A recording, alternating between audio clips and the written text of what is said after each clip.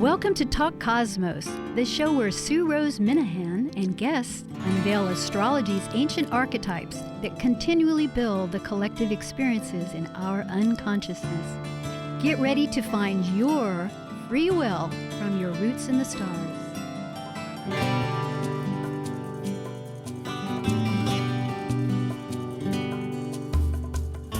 Hi, Sue Rose Minahan.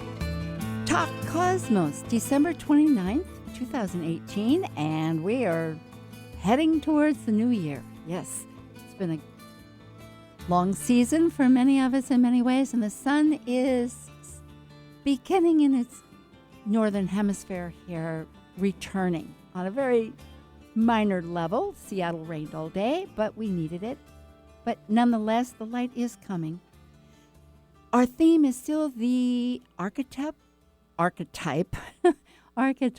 Capricorn, and Saturn is that ruler, that influencing planet, the outer limits of what's commonly visible to the naked eye in the skies throughout history. It has a long, long legacy, and it is in many relationships time-oriented, although that when you really go back to the mythology of it, that has been another feature, because without going to huge detail, I've noticed that there's Cronus, which we think of as time, Chronos, and then there's Cronus, if I'm saying it right, with Nus.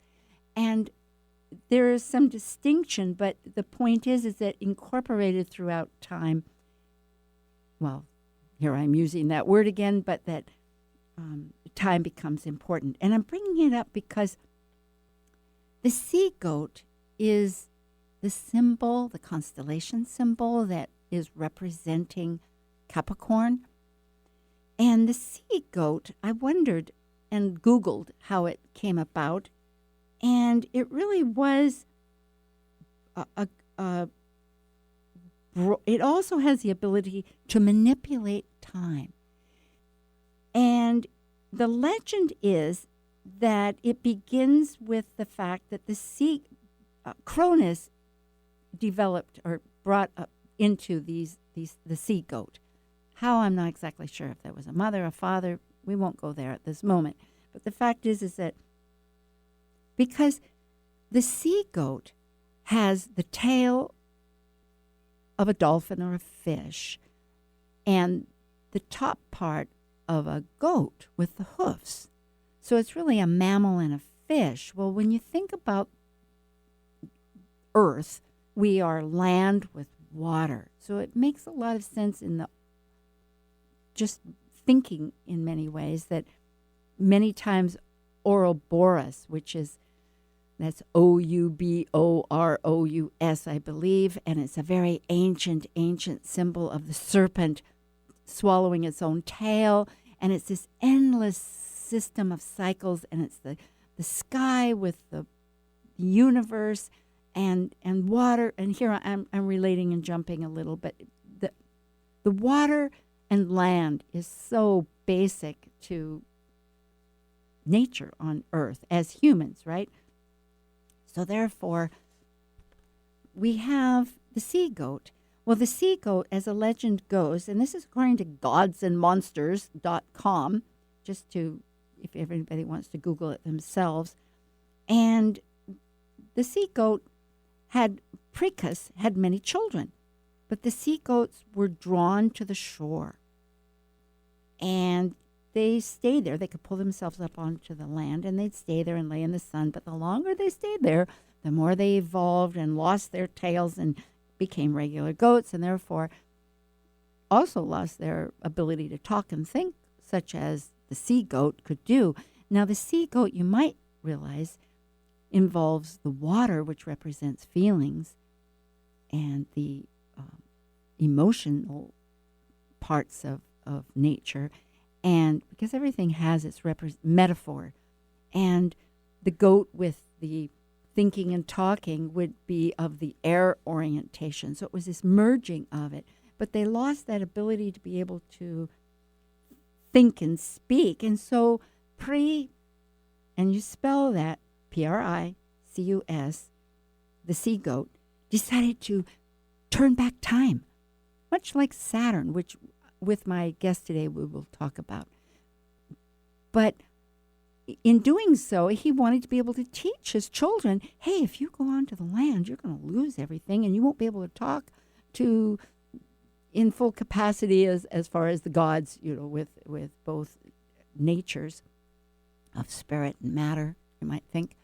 But nonetheless, experience wants to have experience. And, of course, the little sea goats would go to land and become goats and leave the father, Pricus.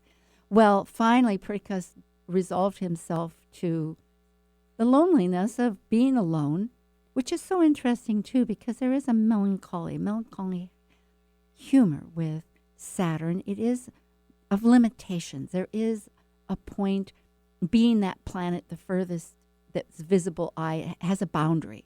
And boundaries in the 10th house, which is part of this archetype, is extremely important of the structure, the limits. And so the point is, too, that time, it didn't work to manifest or force time onto anybody. In a sense, this is very symbolic, a metaphor of it, that the sea goats had to learn themselves, and ethics, actually. It all relates, too, back to Saturn. Well, we will continue in many ways. Today, my guest is Wendy Wywrot. That's W-Y-W-R-O-T, a Seattle astrologer who studies many capacities, traditional, shamanic, spiritual. She consults internationally, teaches, and travels to sacred world sites. She studies many of the energetic realms, such as Kabbalah, Hermetic philosophy, ancient history, and mythologies, which I'm really glad to share at time, because mythology to me, too, means a great deal. It is that ancient sense of how do we define our experiences here in such a way that we can relate these patterns of knowledge, of feeling, that really leap beyond the linear mind into the experiential, mystical senses.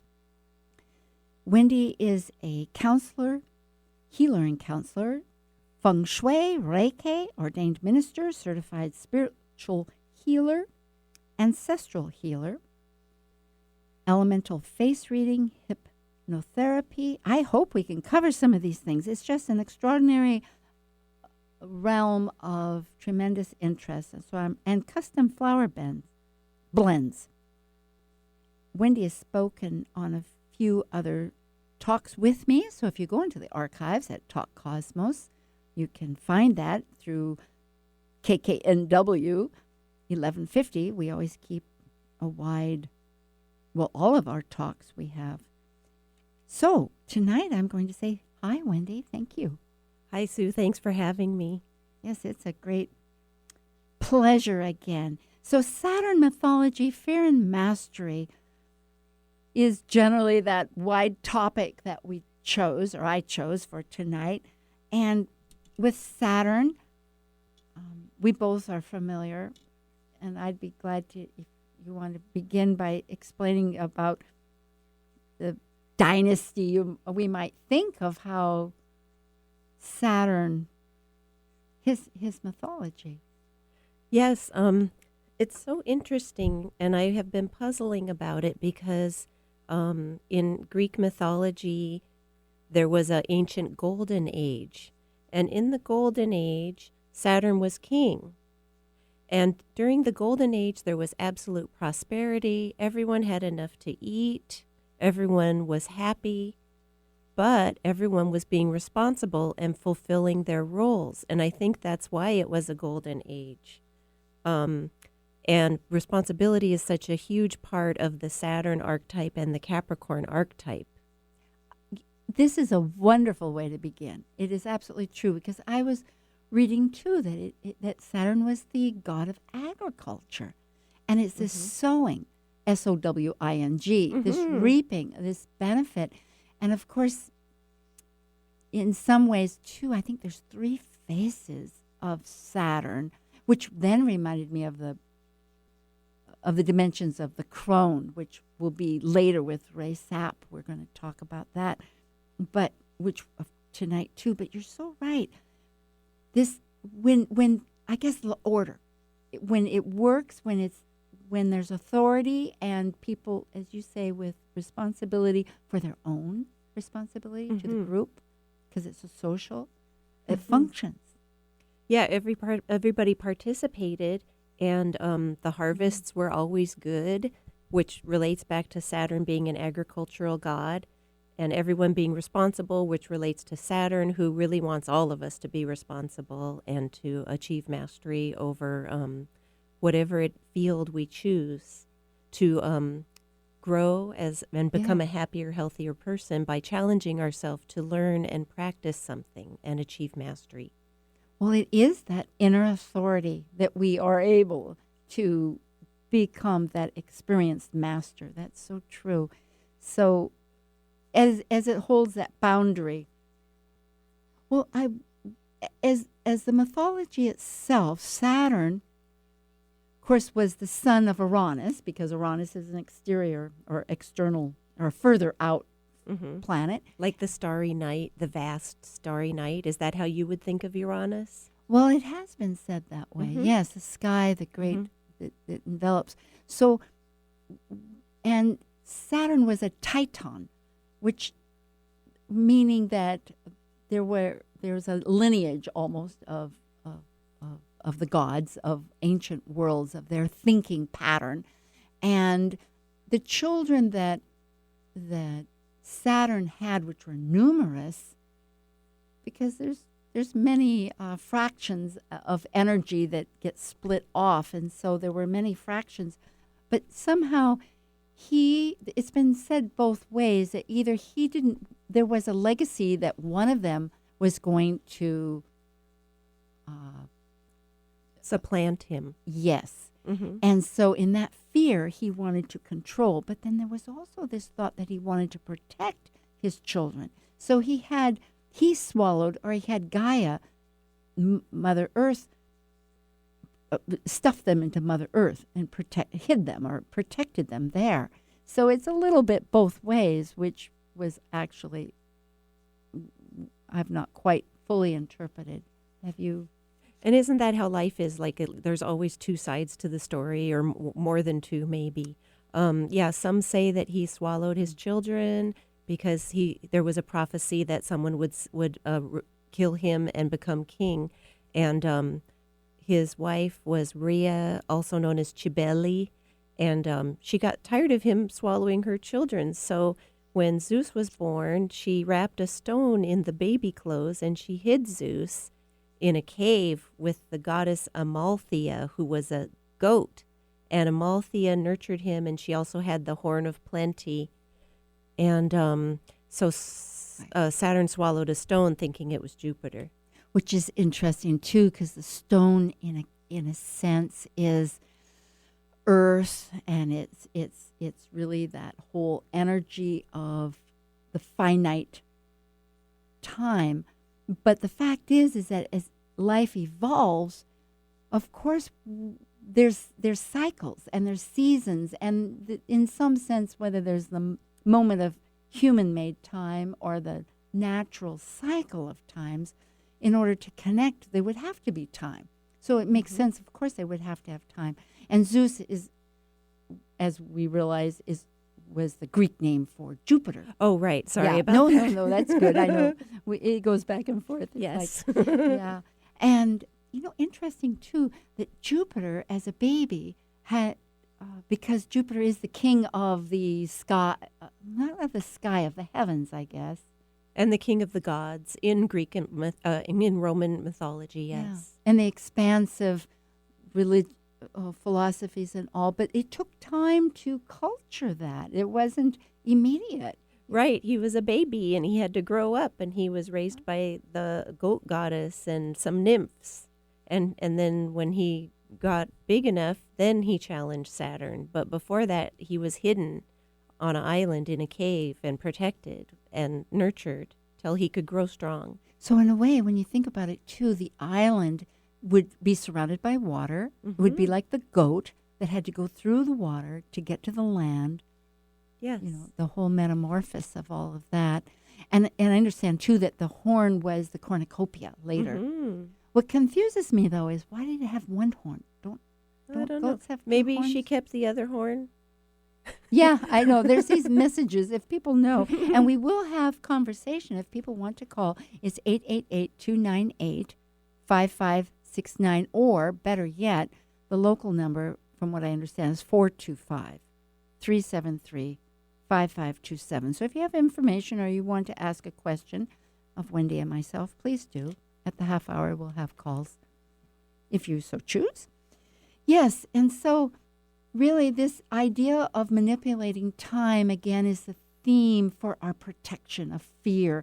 And I suppose it's because, looking at it on a broad scale, the Capricorn versus the Cancer archetype of the opposite. One is time that's ready now, which is Capricorn do, whereas Cancer is the of the personal processing of time. Okay, yeah.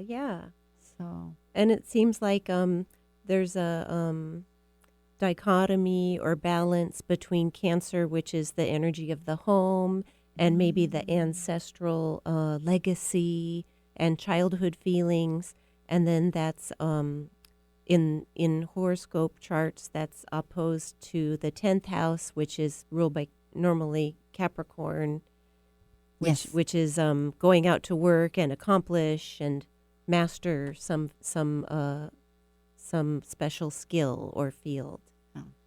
So ultimately, I know that Saturn needed to regurgitate all the children.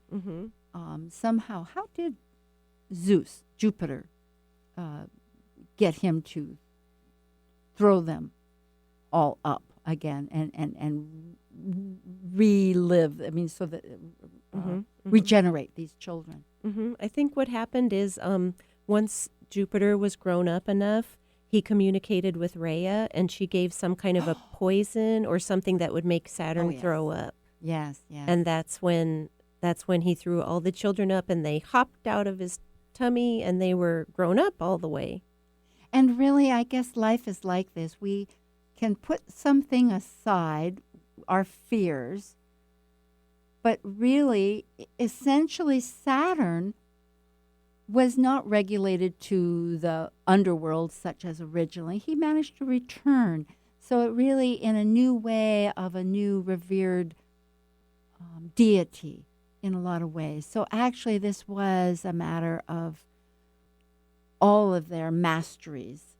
And often he's seen with this sickle or the scythe because of the not cutting time like I thought, but really sowing, like SOWING, of the agriculture. Yes, and harvesting, and so that's why he's associated with death, because the Grim Reaper also carries a scythe and harvests souls. But I think what some people would, mystical philosophers would say, is that when you die this life, you're being born into the other world. You're being born into the spiritual realm. So it's not as scary and bad as it needs to be. And I would love to mention a brief quote. I would love to mention the fact that in ancient times, in traditional astrology, Saturn was called the Great Malefic, and he was balanced by Jupiter, who was called the Great Benefic. And so in ancient times, sometimes people were fearful about Saturn transits or, put a real negative spin on it. But I've been looking at Liz Green's book, Saturn, A New Look at an Old Devil, and she has this great quote that I'd love to read, because Saturn is not only a malefic, he brings us... Absolutely. Yeah, he brings good things in a hard way. We have to work hard for them. You reap what you sow. Exactly. And ethics. It really has a lot, taking that responsibility. Absolutely. Keeping the boundaries, knowing the structure, building the goals. Yes. Exactly. I'd love to hear it. Please Okay. do. So this is a quote from Alice Bailey in Esoteric Astrology. And when the disciples knows Saturn as the god who offers opportunity, and does not only feel him to be deity who brings disaster. Then he is on the path of discipleship in truth and in deed, and not just theoretically. Practice, yes, experience, knowledge, that wisdom. The wisdom. Yes, wisdom. Very big, very big. And I've been reading this book called Holy Daemon, and it's about how to connect with your higher self in an intense, extreme, blessed way. It has a lot of philosophy in the book. It's a wonderful book. I highly recommend it. And in that book, you do a lot of Saturnian things to purify yourself and refine yourself so that you can get rid of old unhealthy habits or old ways of being, so that when you communicate with your holy daemon, which is like your higher self or your guardian angel, your holy guardian angel, Yes. then you have room. You have room because you've let go of some old habits. So you have room in your life and space to receive the blessings from the higher self, which really is yourself, if you think about it, but we don't always realize it, and we're not always able to feel it fully. Yes, and that's Daimon. Yes. Yes. Thank you. The daemon. It is an old, wonderful word that really embodies a great source of our core. I know Yes. James Hillman wrote the Soul's Code, and he too brings that out. So what was the name of the book again? It's called The Holy Daemon, Daimon, by Frater Acher, who is a German philosopher and magical practitioner and spiritual explorer. You know, fear and anxiety, there are, right now, I just noticed even online, different workshops and whatnot. It's a new year and people, it is part of the archetype of Capricorn, perhaps a fear because of knowing that your time is up at one moment, or are you ready at one moment, or, you know, just looking at the mythology of it. So, and as you're mentioning here too, so many ways to strengthen or to clear the clutter, to get to the core of what needs to be restructured. Yes, and remember that when we're feeling fear or anxiety, it's really our inner child that's frightened, so we can turn inward and reassure our inner child. We all have sad things or stressful things that happened when we were babies or even in utero. But as adults, we can reparent that inner child and help reassure them. So you can take a couple deep breaths and you can say, I love you, say your name, and I'm sorry you're feeling frightened. I understand. I love you. And breathe with it and allow a little space, and the fear will flow through you rather than being repressed or jammed up.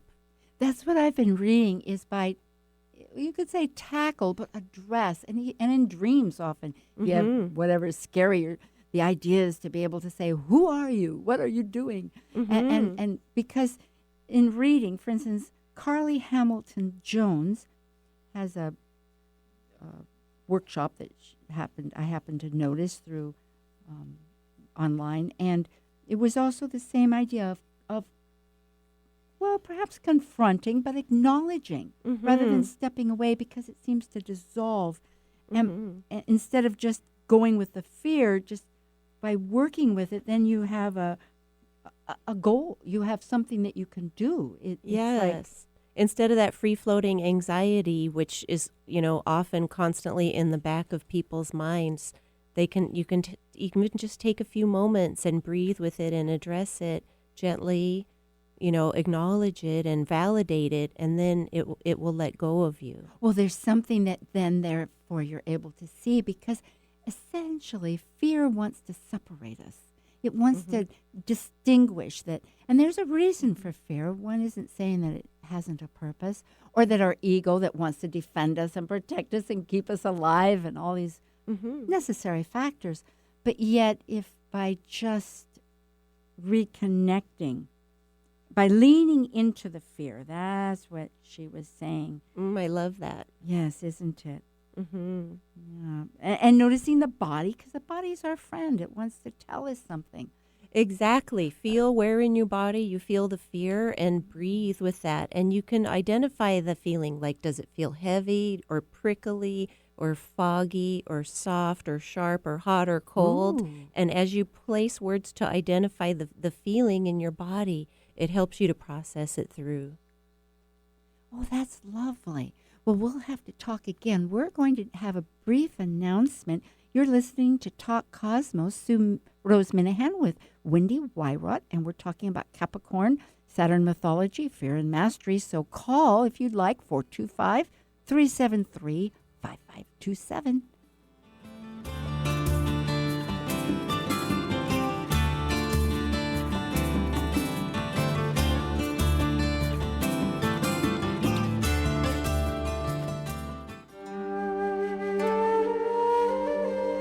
While we take a break from this week's edition of Talk Cosmos, let's take a look at this cycle's archetype. We are currently in the yin period of Capricorn, ruled by Saturn, the furthest visible planet by the eye. By leaving a cycle based on meaningfulness and truth, Capricorn's energy establishes social boundaries in a structure incorporating rules, authority, and ethics. As a cardinal earth sign depicted by a sea goat climbing from the sea up to the top of a mountain, Capricorn overcomes fears through goals and ambitions to achieve mastery. Celebrate your star energy blessings. Schedule a natal astrology chart consultation with Talk Cosmos host Sue Rose Minahan. You'll learn to better understand what personally fuels your soul's seed direction. Sue focuses on your questions to connect you into your unique heart's desire and your true soul path's birth essence, including a recording and a copy of your chart. Schedule by emailing info@talkcosmos.com. That's info@talkcosmos.com. Welcome. This is Bear River, Usui Reiki Master and the astrologer of Psyche and Soul Astrology. You're listening to Talk Cosmos on Alternative Talk 1150 AM, where we unveil astrology's ancient archetypes that continually build the collective experiences in our unconsciousness. No other station delivers this much variety. Alternative Talk 1150. Hi again, Sue Rose Minahan, Talk Cosmos, December 29th with Wendy Wywrot from Seattle. So Wendy, we were talking about the physical sensations, and just to explore that, because there's remedies, and then there's with your travels. I know I'm throwing out a potpourri of things. I'm so curious, but I love this idea because a person can sit there and think, well, if you're leaning into your fears, the point is that then it's may as well, like, what's the next step? It's like, well, where is it? What is it? Is it a salty sea or is it a jagged mountain? Yeah, feeling the fear in your body like we talked about and breathing with it and processing it, identifying the coolness or a warmth or sharpness or softness or hardness or prickly or soft or, all of that. It just helps the energy that's in your body to process out. So absolutely. And other tools, well, I'm going to ask, Chinese face reading. Now, is there something that relates with how we might, either in working with other people or ourselves, understand? Yes, and it relates to the topic of Saturn as well. So I study with a wonderful, brilliant woman named Lillian Bridges. She's known internationally. She's considered the absolute authority on Chinese 5-element face reading. And we're so lucky she lives right here in Bellevue. When you think about face reading, when I do face reading, I can read the balance of elements in a person's constitution. I can also read their emotions.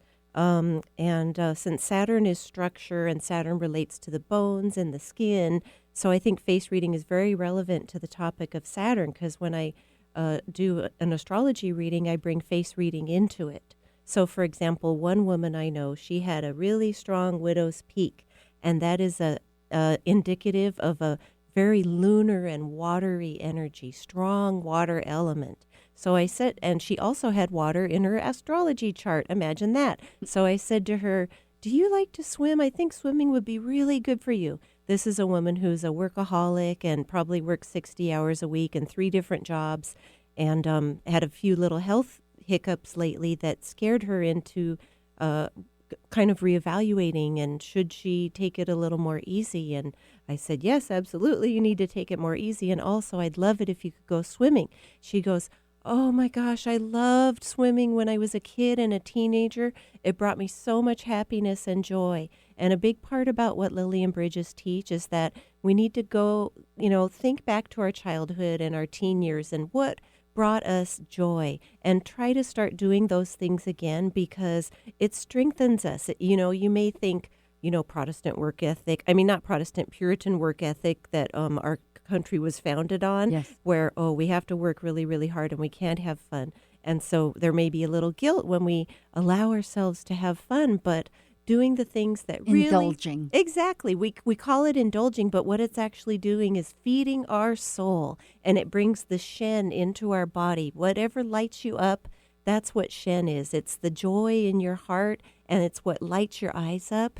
And so... Our birthright. Yes, it's your birthright, and it's a lot to do with who you are and your physical constitution and your elements. So if you can do the things that bring joy, it will strengthen you. It will help you to live longer, because it'll bring so much more energy. It'll bring your spirit into your body. Well, that's So- like a good structure.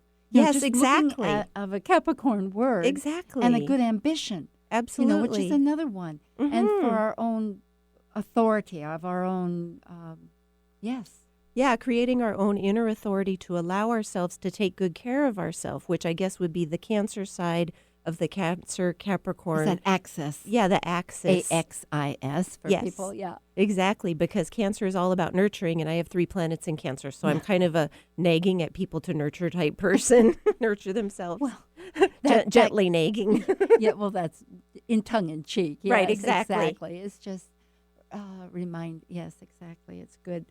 It's good. Well, I'm so glad I brought that up, because it's hard always to know with the different energies how it relates. But when one thinks about it, it is there are many tools in order to utilize. And utilize is a big Capricornian word Absolutely. also. It's like all those children had purposes in the world, that Saturn had. And, well, looking at the universe as one whole cohesive energy that was fragmented by whatever we want to think, however, whether it was a burst or a bang or however, but that energy never gets destroyed, and it has all these functions and purposes and manifestations.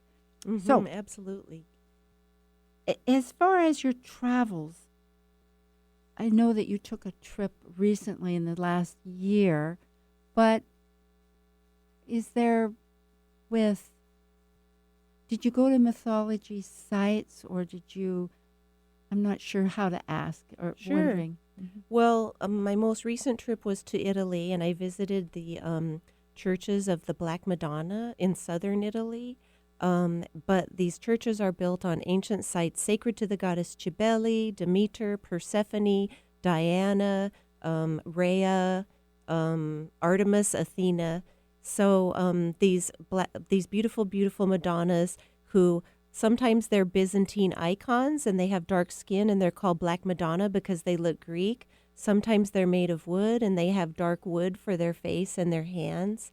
And these Madonnas are very, very powerful, loving energies that are extremely ancient. So the ancient energies of Cybele and Artemis have come through and are now manifesting through these Madonnas. And you go to these as a pilgrim with the purpose of attaining healing.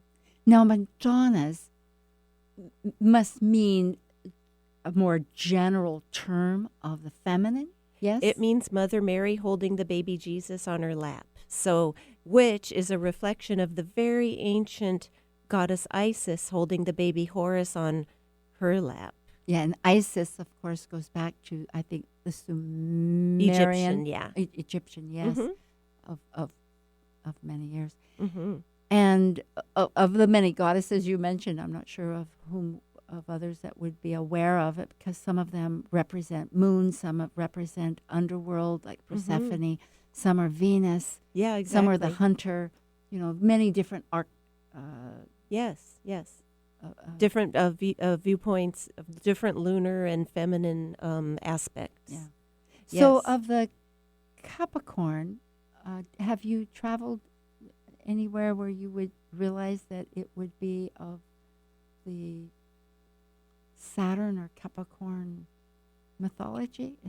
Are there places? There must be places. Oh, I did see the Temple of Saturn in the Roman Forum in August. They had. Let me jump in here. I'm Good, thinking good. Saturnia, Yes. because that was Oh, a huge festival. Oh, Saturnalia, yes. Saturn. And how do you And say it just that? happened. Well, I don't know if I'm saying it right, but I think it's Saturnalia. Yes. And this was a 3-day, because at the solstice, which means sol, sun, stis, which is part of a Latin word that means to pause or stand still. So the sun stops because as we orbit, it goes on its orbit, it pauses for 3 days, and then it returns and has more light as it goes up higher in the sky after its low horizon. And during that time in Rome, it was a festival where, again, Saturn was revered as the agriculture god. Mm-hmm. And the masters, pardon that word, but they did have masters and slaves or servants, would reverse roles. Right. For 3 days, the masters would wait on the servants, and there was lots of drinking, lots of partying, lots of levity and joy, welcoming back the light, beginning to come back. Yeah, like no rules. Right. No rules, like absolute chaos. And the fabulous author Christopher Moore said that the reflection of it in our modern Western day society would be the office Christmas party. Oh, I thought you were going to say Burning Man or something. Not that I've been to Burning Man, but there are many. Yes, that would be the festivals, I suppose. That's funny. Well, I know I've read more that it really is it was extremely important. Saturn was extremely important to Rome, and I think and Rome, of course, is so important to the Western world. It absorbed the Greek, which absorbed the Sumerian, which was earlier, and the Babylonian and the Egyptian, but it all filtered into Rome, which has then been espoused through our Western civilization. So it must have been the beginning of civilizations, which civilization, as far as it has the 5 necessities.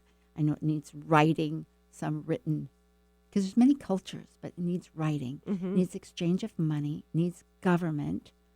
That's 3.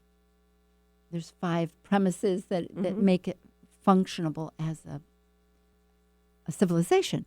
And so the point being that in this, because 3000 BC is when really that whole process with writing began in Sumer, which was Babylonia, and the Assyrians picked it up. Going back to the fact of this festival, it's an extraordinary thought that they would abandon the rules and regulations. Isn't it ironic and funny, because Saturn is about fulfilling your roles and your responsibility, and yet during the Saturnalia, as a way of honoring Saturn, everyone was doing the opposite. Yeah. Maybe they had to do it 3 days out of the year so that they could really be responsible the other 362 days. Kind of get it out of their system, Yes. maybe. It might be.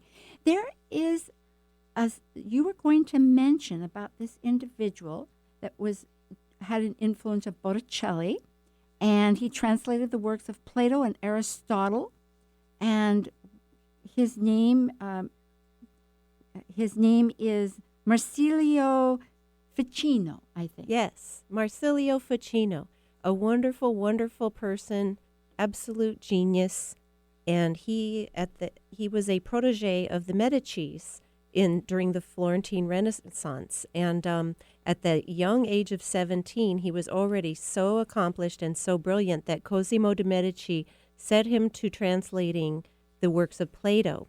But then de' Medici received the Hermetic works, and so he stopped Ficino and had him translate all the Hermetic works. Cosimo de' Medici was dying at that point, and he wanted to read the Hermetica before he died, so he prioritized it over Plato. How interesting. So he stopped Ficino from doing Plato and had Ficino translate all the Hermetica, then put Ficino back to doing Plato. And then Leonardo was also a patron of Ficino. And, what years was this approximately? Gosh, I Somewhere mean, I would say ballpark 1492. I'm sorry, I can't be more specific. Renaissance. Around generally. that time. Yes, Mhm. okay. So we're talking more modern. And Marsilio Ficino had a tremendous influence on Renaissance art because he had the idea of beauty representing truth, which was an idea that he was bringing from Plato. Yeah, Venus, but in the higher sense of the goodness being equated with beauty and truth, which was a belief of Plato. And then Ficino, after that, translated the works of Aristotle. So Ficino established a Platonic academy in Florence as he was translating Plato, and many wise young nobles studied there. And Ficino wrote letters to all over Europe. He was friends with the Pope. He was friends with bishops. He was friends with many monarchs and nobility and influential merchants. And he always spread the idea of compassion, kindness, and love, and being honorable. And Marsilio Ficino was a Saturnian person because he had Saturn in the first house. And he often wrote in his letters about how Saturn gave him a little bit melancholy personality, but it gave him the strength to be the strength of will and the determination and the responsibility to spend long hours as a scholar and translating those works. Yes, because there is a practicality when we go into melancholy. You know, it really, when you see the seriousness, the practicality, the necessity of function, there can be. It's a serious side of life, so you can call it melancholy, of course. I mean, not you, but it can be. And really, because threading this into the Capricornian archetype, it is very valuable to consider how instrumental masters are that hold together, really, the great gifts of humanity, of civilization. So here you had an individual that was really a scholar, you know, that was a very wise master, like you say, that's learned the traditions. Yes, and he was also a doctor, and he used astrology in his diagnosing and his treating. And he is the founder of the psychological form of astrology. He's the first one he did not use the word psychology, but he did speak of the psyche, the soul, and he inspired Jung and James Hillman and Thomas More. Well, I'll repeat his name again for those folk of you that are out listening to this, in case that was like, who is that man? Well, his name is Marsilio. I just love all those pronunciations. Marcilio. Oh, it might be a S. S-I. Oh, S? Sorry. Oh, aha. Marsilio. Ficino. Ficino. Well, excellent. It's very important to realize how Saturn really can build in different parts of our psyche. Now, each of us is individual, so just because you have Saturn in the first house doesn't mean you're going to be a scholar of creating a Plato school, but yet you have a foundation of some structure that's very important. And, you know, Saturn does have its return. That's something we haven't brought up. But it has a cycle of about 28 to 30 years. And it's, again, going back to the mythology, why the ancients thought of it as Father Time, or the time, because it was the furthest, the cycle that it could reference. So everything was in connection to that. Yeah, it was the most distant visible planet, so it moved the most slowly, and its color was the most dim, and that's why Saturn was attributed with the qualities of coldness and slowness and heaviness, and also represented, like you said before, the limits of the known world. Yes. So if a person has their Saturn return, it's really a significant time that one it changes, because those limitations, that old patterns of life that no longer are fitting, are put aside and rebuilt. And we are now, Saturn is in its own sign of Capricorn. So that'll continue until December. It leaves it a little bit, but essentially for another 2 years. So it'll be December of 20. That's right. Mm-hmm. December 2020. So Saturn is very strong for the next 2 years, and there's a way that we can cooperate with Saturn and work with Saturn to our own benefit. And I learned you can even just, if there's a day where you have a lot of things you really need to get done, you can even invoke Saturn or invoke the Saturn within yourself by saying, Saturn, help me to keep on track today. Help me to stay on task and get these things accomplished. And it's just a simple way of working with Saturn. That is identifying and connecting. So important. Yes. Realizing it's not separate. However one wants to realize that energy. Mm-hmm. That just focusing, because how we focus is what we bring forth. That's so true. And Saturn has been in every culture. Like the Babylonians systematically observed it in Hindu astrology. The Chinese and Japanese, they saw it as an earth star. That was because of the 5 of the elements, I believe. Oh, okay. Yes, beautiful. Yeah. And Hebrew, and it's so fundamental. Mm-hmm. That's such a good word for Saturn, right? Foundational and fundamental. Saturn is structure. Saturn is material reality. So dealing with Saturn means sometimes we deal with limitations, because Saturn is about what it's like to be here in a physical body in a 3-dimensional place on this planet with gravity holding us down, making us heavy. Yeah, yes. physicality, physical limitations. That's right. In fact, I was just noting here that if Saturn was a Titan, Titan, his children were the Olympians. Like the Mount Olympian Olympus. gods. Yes. Which, for those people that love mythology makes sense, but it's also just a new definition that if you're going to have a new world of beginnings or endings or structure, that just like the feelings that you have or the fears that we have, that we put some identity to something so that we have something to work with. Absolutely. Rather than just anxiety. Yeah, absolutely. Absolutely. And a lot of times when we're feeling anxious, it's because there's something that we're supposed to be doing or something we're responsible for that we're avoiding. So that's another way to alleviate anxiety, is to just start doing something, even if it's just cleaning your stove or wiping down the counter. But Saturn is about decluttering, refining, perfecting. I would even say cleaning, because that sounds like refining to me, related to it. Well, they're all earth signs, which brings up Virgo, but it's very true. It is a matter of what is our structure, and like anything, we can rebuild it. And conditioning is so important. That's another word that comes up. I think in this world that we're living in, because we know that as astrologers that we also have Pluto, the transformational regeneration planet in Capricorn. Oh, yeah. That and the nodes, which are lunar points in time. And there are many classes for those of you, or you can Google these points online for those of you that are wondering and leaping as we go forward. connecting with this. But the fact is that we have a lot of conditioning that is outdated, that isn't necessary. Like I was reading an article by Elizabeth Wurtzel. She just wrote it a couple of days ago, and I wasn't aware of her, but she was born in around 67, I think. Mm-hmm.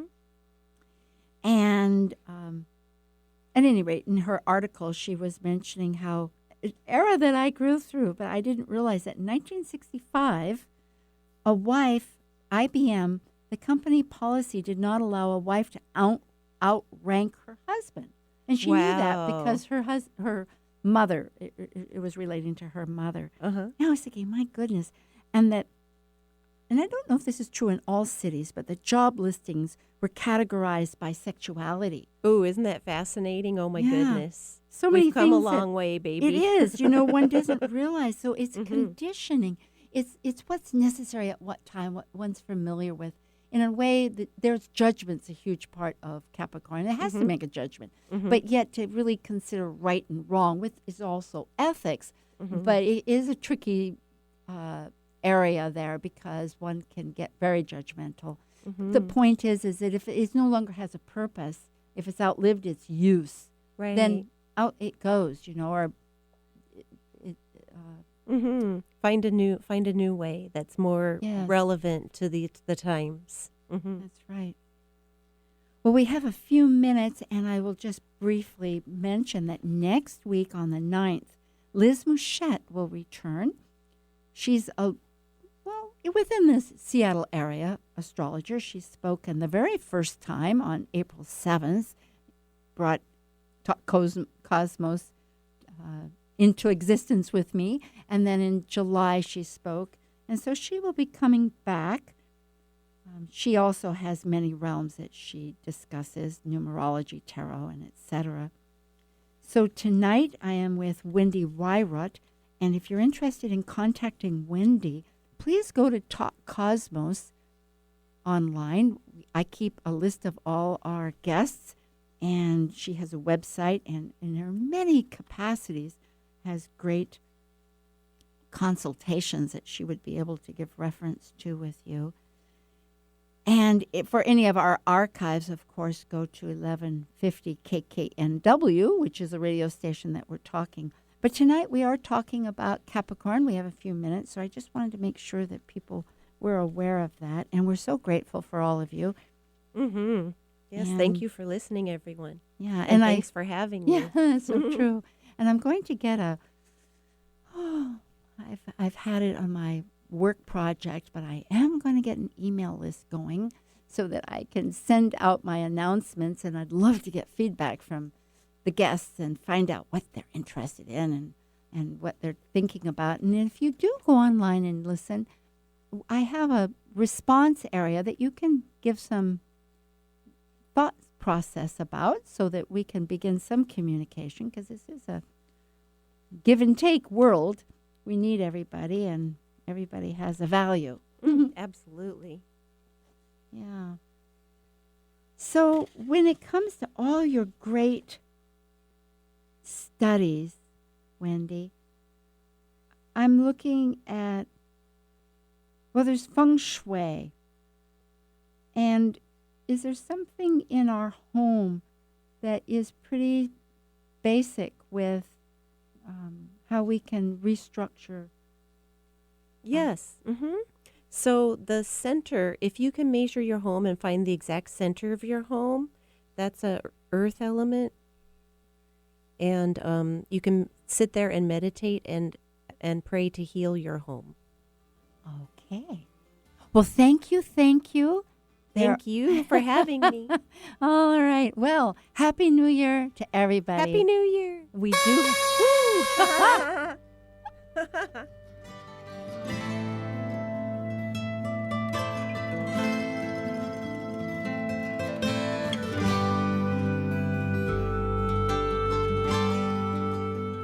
Thank you for listening to Talk Cosmos, the show where Sue Rose Minahan and guests unveil astrology's ancient archetypes that continually build the collective experiences in our unconsciousness.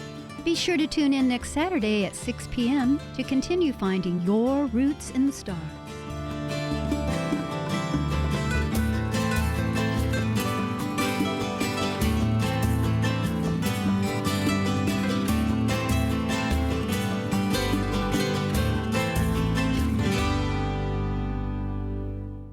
To be your best every day, you need proven quality sleep every night.